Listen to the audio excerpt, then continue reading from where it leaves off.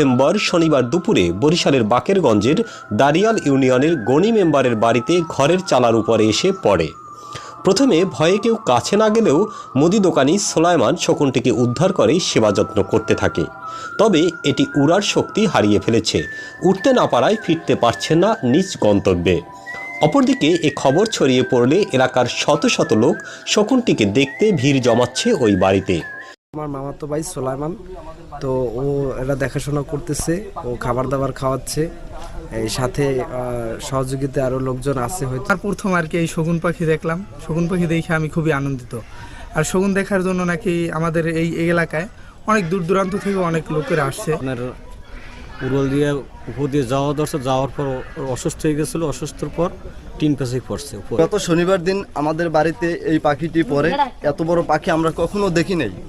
শকুনটি উদ্ধার করার পরই সোলায়মান বিষয়টি উপজেলা